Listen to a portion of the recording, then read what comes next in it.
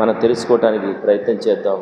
భాగవతం ప్రతిరోజు కూడా శ్రద్ధగా ఎవరైతే వింటారో, భగవంతుని నామాన్ని నియమపూర్వకంగా శ్రవణం చేస్తారో, వారికి ఈ కలియుగ దోషాలు ఉన్నాయి కదా, ఈ దోషాల నుంచి మనం బయటపడి శుద్ధ స్థితి అనేది అంటే మన మనస్సు పవిత్రం కాంది, మనస్సు నిర్మలం కాంది, మనసు ఒక పరిశుద్ధత కాంది పరమాత్మ అక్కడికి వచ్చి కూర్చోడు. ఇప్పుడు మనం ఇక్కడ ఉంది చూడండి, ఇక్కడంతా ఏదో అసహ్యంగా ఉంది, ఏదో మురిగ్గా ఉంది, అక్కడ పోయి మనం కూర్చోలేము. చెమ్మండి, శుభ్రం చేయండి అంటాం. మరి భగవంతుడు మన హృదయంలో తిష్ట వేయాలంటే ఏం చేయాలి? మన హృదయాన్ని పవిత్రం చేసుకోవాలి. మరి పవిత్రం ఎట్లా అవుతుంది? నువ్వు మనసు పవిత్రంగా అంటే పవిత్రం కాదు. భగవంతుని యొక్క లీలామృతాన్ని ఎప్పుడైతే మనం శ్రవణం చేస్తామో, భగవంతుని నామాన్ని శ్రవణం చేస్తామో, నామాన్ని జపం చేస్తామో, కీర్తిస్తామో, అప్పుడు మన హృదయం పవిత్రం.